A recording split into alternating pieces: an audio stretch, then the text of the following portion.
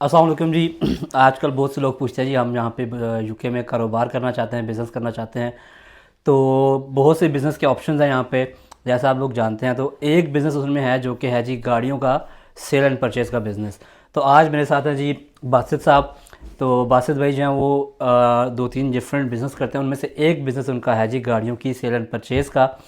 तो ये आज मैं इनसे पूछता हूँ जी, अगर आप ये गाड़ियों का अगर आप सेल एंड परचेज़ का बिज़नेस करना चाहते हैं तो उसकी क्या रिक्वायरमेंट्स हैं, किस तरह से आप बिज़नेस कर सकते हैं, उसकी क्या चीज़ें जिसको आपको ख्याल रखना पड़ता है। तो Basit, thank you so much मुझे ज्वाइन करने के लिए। मेहरबानी। तो ये बताएं कि आप ये जो गाड़ियों का कारोबार कर रहे हैं, बिज़नेस कर रहे हैं, तो ये बताएं कि आप यूज्ड गाड़ियाँ लेके अगर सेल करते हैं तो कैसे आप करते हैं, लाइक आप कहाँ से परचेज़ करते हैं और किस तरह कारोबार चलता कैसे है ये। अच्छा, अली भाई बहुत मेहरबानी आपने मुझे बुलाया वीडियो के लिए। देखिए, गाड़ी का जो कारोबार है इसमें इस कारोबार में बहुत मुख्तलिफ़ तरीके करने के। अब जो दो मैं करता हूँ वो है, एक तो कार फ्लिपिंग है और दूसरा है ये ऑक्शन से गाड़ी डैमेज गाड़ी लेना। ठीक है, ऑक्शन जो है मैं जो यूज़ करता हूँ फ़िलहाल दो यूज़ करता हूँ, एक है कोपार्ट और एक है सिनेटिक। सही। तो जहाँ पर हम रहते हैं तो सबसे करीब जो मुझे पड़ता है, जो यार्ड मुझे करीब पड़ता है वो है सिनेटिक का। तो उसमें ये है कि मतलब 10-20 पाउंड उसमें बच जाते हैं, रिकवरी में बच जाते हैं कंपेयर टू जो वो वाला है, कोपार्ट वाला है। और दूसरा है car flipping. Car flipping basically ये है कि आप फेसबुक पे जाए, ईबे पे जाए, गमट्री पे जाए, आप देखें गाड़ियाँ कि एक गाड़ी है लेट से 8 मॉडल गाड़ी है, आपको लगता है कि यार ये गाड़ी मैं 200 पाउंड के एक्स्ट्रा बेच सकता हूँ। तो आप उसको कांटेक्ट करें सेलर को, उससे बात करें, थोड़ा चेयर वगैरह करें कि यार आप थोड़ा कम कर लो। और 50 पाउंड में कम कर ले, 100 पाउंड में कम कर लेता है, तो यही मतलब आपके लिए एक्स्ट्रा मार्जिन हो जाता है। तो ये एक तरीका है। लेकिन जो ये जो काफ़िले में तो मैं इतना ज़्यादा नहीं करता, लेकिन ये डैमेज गाड़ी ज़्यादा करता हूँ। तो उसमें यह है कि पहले कंपनी रजिस्टर करे, कंपनी हाउस पे कंपनी रजिस्टर करने के बाद बैंक अकाउंट खोले। वो खोलने के बाद कोपार्ट की वो होती है सब्सक्रिप्शन, 100 पाउंड की होती है, सही। 1 साल की। बस 1 साल की ले लो और बस वीकली उसमें होते ऑप्शन वगैरह होते हैं। सही। अभी जो मैं बात समझा हूँ मुझे यह कि इसमें दो तरीके हैं। एक तो आप मतलब यूज़ गाड़ी लेते हैं फेसबुक मार्केट जी प्लेस जी। और डिफरेंट प्लेटफॉर्म से, और उसी को ही आप जो है ना कोई 100-200 पाउंड रख के हाँ। ऊपर बेच देते हैं। और सेकंड जो चीज़ आप करते हैं वो आप करते हैं जी ऑक्शन से गाड़ी, जो कि को जी पार्ट है और सिनेटिक्स आपने बताया, जी। जी। इन प्लेटफॉर्म से आप लेते हैं।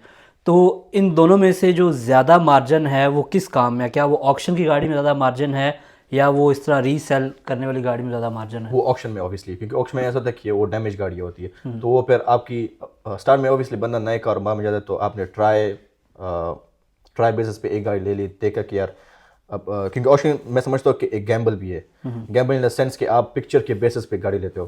तो उसमें ये नहीं दिखाता कि यार कि इसमें अंदर क्या मसला है गाड़ी में, वो नहीं बताएंगे आपको। बस वो ये भी बताएंगे कि ये पिक्चर से हर एंगल से दिखाएंगे आपको पिक्चर्स, सही। और बोलेंगे कि स्टार्ट एंड ड्राइव है कि नहीं है, बस इतनी इन्फॉर्मेशन मिलती है। तो सही। ये इन अ सेंस एक वो है, गैम्बल भी है। सही। इसमें कुछ ऐसा भी होता है कि आपको पिक्चर वगैरह, अब मैंने ये पिछले महीने गाड़ी ली थी, बाहर अंदर से तो बड़ी फिट थी। मैंने कहा यार ये तो बस सिर्फ लेकर आनी है, बस उसकी पिक्चर लेके बस मैंने पोस्ट करनी है और फॉर सेल लगानी है। जब ले आया तो उसके इंजन में मसला था। तो ये गैम्बल हो गई, लेकिन सही। ये कि मार्जिन बड़ा फिट है इसमें। तो अच्छा चले, मैं फोकस करता हूँ इसी ऑक्शन की गाड़ियों पे ही, जी। कि ऑक्शन से आप जो गाड़ी लेते हैं उसको आप सेल करते हैं। तो ये बताएं कि क्या सबसे पहली बात है कि ऑक्शन की गाड़ी में अगर आप पिक्चर्स देख रहे हैं, डिटेल्स देख रहे हैं, क्या उसमें ऑप्शन होता है कि आप जाके उसको फिजिकली इंस्पेक्ट करें, स्टार्ट करें, देखें भी कोई इंजन साइन तो नहीं आ रहा या कोई और उसका इशू तो नहीं है? क्या उसमें ऑप्शन होता है या नहीं होता? नहीं नहीं, ये नहीं अलाउ करनी, क्योंकि ऑब्वियसली अगर ये होता तो सारे बंदे फिर पहले जाके फिर देख के फिर जाके उसको बिड मारते। तो उसमें सही। यह है कि जो फिर ख़राब गाड़ी होती वो फिर कोई नहीं लेता उसको। सही। अच्छा, दूसरी बात बताएं कि चलें ये ऑप्शन तो नहीं है।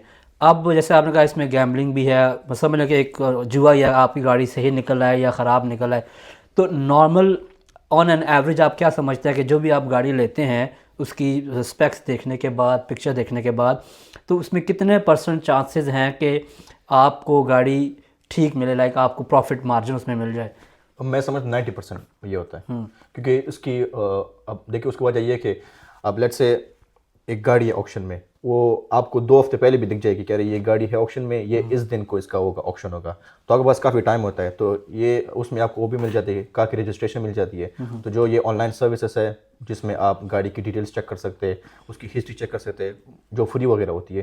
तो आपको फिर भी जो बेसिक नॉलेज मिल जाती है गाड़ी की, यार ये गाड़ी अगर मैं लूँगा तो क्या मैं एक्सपेक्ट करूँगा। बाकी पिक्चर से भी आपको इन अंदाज़ा हो जाता है। नॉर्मली फिर उसमें ये होता है कि अगर किसी का बम्पर लगा हुआ है और स्टार्ट एंड ड्राइव है तो उस गाड़ी में से बम्पर ठीक कर दो, वो काफ़ी है। सही। अच्छा, बासित भाई मुझे ये बताएं कि अक्सर हम भी देखते हैं कि भी को पार्ट पे या सिनेटिक्स, खैर मैंने कभी यूज़ नहीं किया, कि को पार्ट पे जो गाड़ी अगर सपोज लिखा हुआ है जी इसकी 800 मिनिमम बिड है या 800 प्राइस लिखी है फॉर एग्जांपल, जी। तो क्या बिडिंग में आपको उसको प्राइस को बढ़ा के देना होता है या फिर वो उसी 800 मिलती है, उसके बाद उसके अलावा कोई इसमें कोई एक्स्ट्रा चार्जेस भी होते हैं जब आपकी गाड़ी, मतलब आपकी अगर आपको उसकी मिल जाती है सेल? जी, देखिए एक होती है एक होती है गाड़ी की प्राइस, वो आपने बिड मार लिया, लेट्स से आपने 1000 में गाड़ी जीत ली, आपने बिड विन कर लिया। उसके साथ साथ जो ऑक्शन फीस होती है, यार्ड फीस होती है, रिलीज फीस होती है, तकरीबन 3-4 फीसेस डिफरेंट होती है।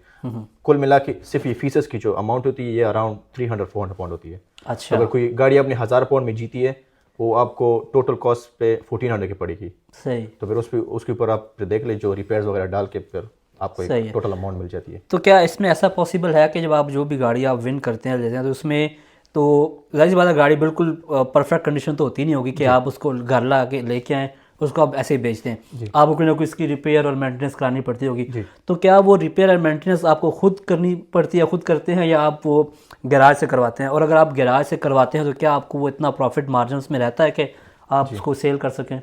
मैं समझता हूँ कि इस कारोबार में जो पैसे आप कमा सकते हो और बचा सकते हो वो है पार्ट्स और लेबर में।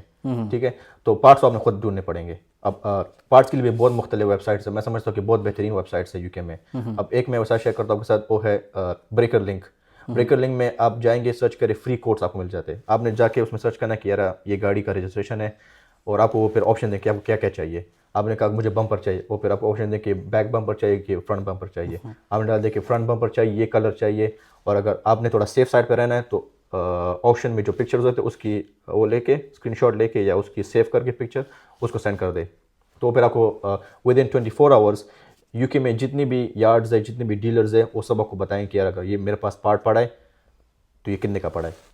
तो इवन गाड़ी लेने से पहले आपको अंदाज़ा हो जाएगा कि यार अगर इसमें ये चीज़ ख़राब है, बम्पर ख़राब है, तो ये कितना मुझे पड़ेगा। तो फिर आप देख ले, क्योंकि ऑब्वियसली जैसे मैंने आपको पहले कहा कि इसमें टाइम होता है कि 1 वीक 2 वीक का टाइम आपके पास होता है ऑक्शन डेट से पहले। तो फिर आप ये चीज़ें देख के आप फिर देख ले कि अगर ये बम्पर मुझे 200 पाउंड का पड़ रहा है तो ऑन एवरेज 100 पाउंड आपसे वो मैकेनिक लेगा उसको फिट करने में।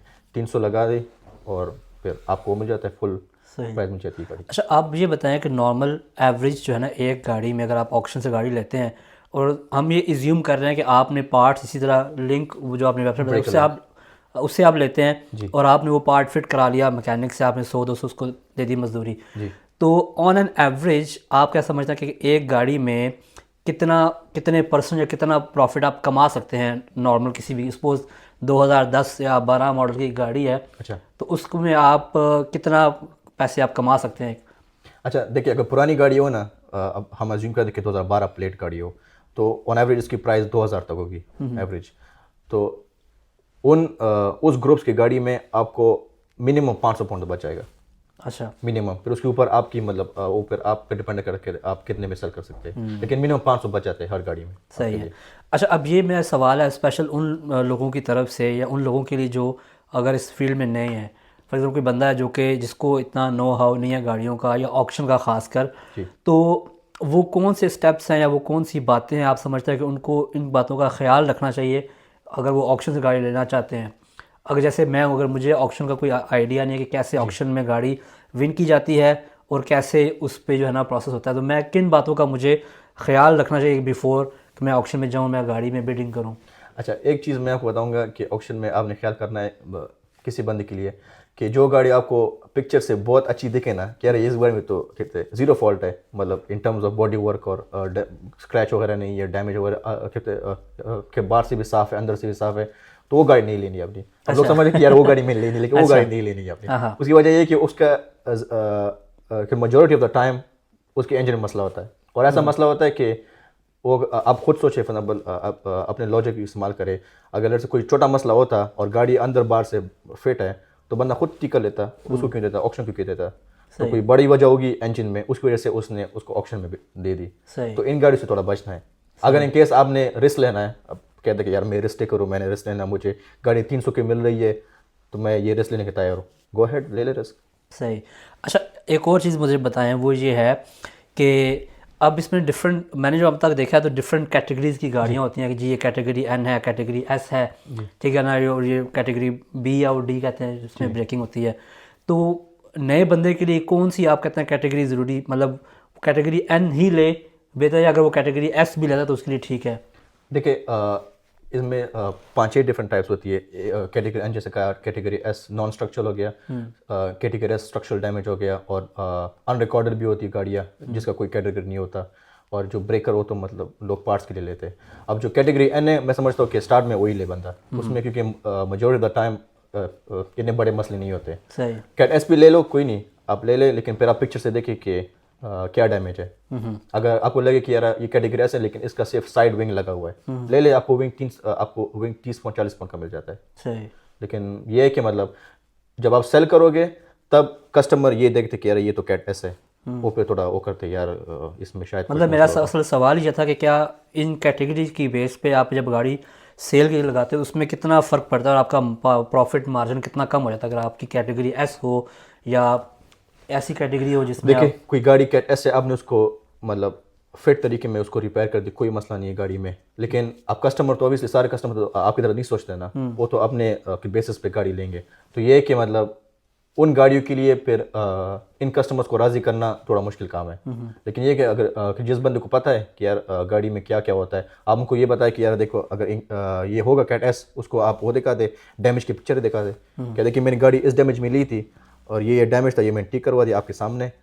तो अगर कोई सही बंदा हो वो फिर समझ जाएगा इस बात को, लेकिन फिर हम कोई बंदा वो नखरे करेगा फिर उनका माइंड तो आप चेंज नहीं कर सकते ना। अगर आपने सपोज ही बिडिंग कर ली, गाड़ी आपने एक विन कर ली ऑक्शन से, तो फिर वो गाड़ी आप घर कैसे लेके आते हैं? क्या वो चलने के काबिल होती है, चला के लाते हैं, या वो उससे जो डिलीवरी से घर मंगवाते हैं? अच्छा, नॉर्मली ऐसा होता है कि जब आप एक ऑक्शन, एक गाड़ी जब आप जीतते हो ना, ऑक्शन में बिड जीतते हो, तो आपको सेल इनवॉइस देते हैं। उसमें नीचे लिखा होता है कि आपने गाड़ी की रिकवरी वैन से लेके जानी है, वो लिखा होता है कि आपको ड्राइव नहीं करके ले जा सकते। लेकिन मैंने नॉर्मल देखा है जिन लोगों का होता है ट्रेड इंश्योरेंस होता है, उनके पास अपने नंबर प्लेट्स होते हैं, तो बस नंबर प्लेट अगर गाड़ी चल सकती है वो नंबर प्लेट डाल के ले आते हैं। लेकिन जनरल रूल ये है कि आपने रिकवरी वैन में लेकर आना है। अब रिकवरी वैन आपने कैसे ढूंढना है? अब देखिए मैं समझता हूँ कि हर चीज़ का सवाल फेसबुक और गूगल पे मिल जाएगा आपको। आप उस पर जब फेसबुक पे जाए, आप लेट्स से समझते हैं कि मैं उसमें रहता हूँ, ब्रैडफोर्ड में रहता हूँ, तो सर्च करें ब्रैडफोर्ड रिकवरी वैन्स, आपको हज़ारों चीज़ें मिल जाएंगी। तो उनको कांटेक्ट करें कि बोले कि यार इस ऑप्शन से गाड़ी उठानी है, उसको फिर आपने वो भिजवानी है सेल इनवॉइस जो होते PDF फॉर्म में, उनको भेज दे, वो गाड़ी पिक करके आपके उसमें भिजवा देंगे। सही। ड्रॉप ऑफ लोकेशन में। ठीक हो गया। अच्छा, एक और सवाल है जो कि मैंने देखा है कि भाई अक्सर गाड़ियों का ना ऑप्शन पे लिखा होता है कि अभी इनका V5C अवेलेबल नहीं है जी। तो फिर ऐसी गाड़ी जो आप जिसका V5C ना हो तो उसके लिए क्या उसकी लीगल क्या उसका है क्या नहीं है, कि क्या आपको गाड़ी लेनी चाहिए कि नहीं, और अगर आप गाड़ी ले लें तो उसका V5 आपको कैसे मिलता है फिर? अच्छा, अगर कोई किसी गाड़ी का वो नहीं होता, लॉग बुक नहीं होता, जो V5 होती है, लॉग बुक अगर नहीं होता तो आपने गाड़ी ले आए, आपने गाड़ी के डिटेल्स और गाड़ी के शीशे पे वो नीचे नहीं लिखा होता जो विन नंबर होता है, वो जो चेसिस नंबर होता है, वो नंबर आपने उसको करना है, लिख लेना कहीं पे, और आपने जाना है पोस्ट ऑफिस। पोस्ट ऑफिस में आपको एक फॉर्म मिलता है जो इस चीज़ के लिए अप्लाई करते हैं आप लॉग बुक के लिए, तो वो फॉर्म आपने फिल करना है। तो उसी साथ साथ जो उस लॉग बुक की जो फीस है 25 पाउंड है, ठीक है, 25 पाउंड प्लस पोस्टेज, तो अराउंड आपको 30 पाउंड की हो जाती है, लॉग बुक पड़ जाती है।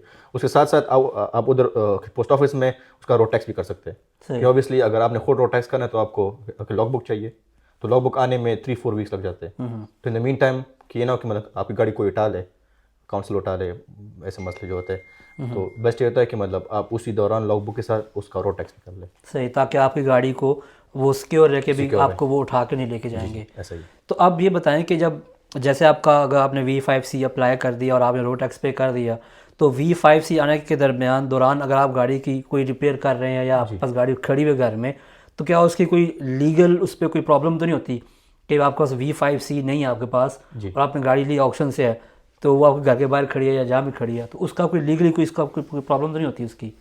यार सही बताओ, अब जनरल रूल तो यही है, जनरल रूल कि आपको गाड़ी अगर आपने ली है तो उसका इंश्योरेंस भी कराना पड़ेगा। जो ये यूके का कानून है, अगर आपने अब गाड़ी अपने नाम कर दी तो रूल ये है कि आपने उसका इंश्योरेंस भी करना है। तो फिर आप वो कर ले अपना, मतलब कंपनी के नाम पर रजिस्टर कर ले तो कोई मसला नहीं होता। अच्छा, कंपनी अगर आप कंपनी के नाम पे ना हो, आप एज एन इंडिविजुअल आप पार्टिसिपेंट हैं, को आपने ऑक्शन से गाड़ी ली तो आप इससे भी ले सकते हो। हाँ जी, बिल्कुल ले सकते हैं, लेकिन ये है कि मतलब कंपनी हो तो बेटर है, क्योंकि ओबियसली फिर आपकी जो लीगल आइडेंटिटी है वो सेपरेट हो जाती है। क्योंकि कंपनी हो तो वो फिर मैं समझता हूँ बेटर है, क्योंकि आपने लेट से कोई बंदा कारोबार करना चाहता है तो वो तो लॉन्ग टर्म के लिए करना चाहता है ना। तो लॉन्ग टर्म के लिए अगर आपने करनी है तो बेस्ट है कि आप अपनी कंपनी खोल लें। अच्छा, एक और मुझे बात बताएं कि अगर मैं ये बात पूछता हूँ स्टूडेंट्स के लिहाज से कि जो यूके में आते हैं स्टूडेंट्स, अगर वो स्टूडेंट कंपनी खैर ना बनाए, एज एन इंडिविजुअल वो ऑक्शन से गाड़ी लेना चाहें, तो क्या वो एज एन इंडिविजुअल जो है ना, वो बीइंग अ स्टूडेंट, वो ऑक्शन से गाड़ी ले के आगे वो सेल कर सकते हैं? एज ए स्टूडेंट, अगर आप स्टूडेंट वीज़े पर है तो नहीं कर सकते आप, क्योंकि आपको वो चाहिए मतलब फुल टाइम आपको वर्क अलाउ होना चाहिए, क्योंकि ऑब्वियसली आपके जो स्टूडेंट वीज़े पे जो रिस्ट्रिक्शंस है वो आपको अलाउ नहीं करते कि आप कोई कारोबार करें। सही, बेशक वो मतलब आप कंपनी के नाम ना करें, अपने नाम करें, तो वो आपको अलाउ नहीं होता। सही है। चलो जी, ये तो बाल जी ये थे मेरे साथ बासित साहब, तो आपको बता रहे थे कि किस तरह से आप जो है यूके के अंदर रहते हुए जो है ना वो गाड़ियों का कारोबार कर सकते हैं, ऑक्शन से गाड़ी किस तरह की आप ले सकते हैं और आप आगे सेल कर सकते हैं, और इवन कि आप कौन सी वो प्रिकॉशंस हैं या कौन से वो स्टेप्स हैं जिनकी बेस पे आपको जो है ना वो गाड़ियों का कारोबार आप करके तो उससे आप फ़ायदा ले सकते हैं। तो मिलते हैं नेक्स्ट वीडियो में। अल्लाह हाफ़िज़।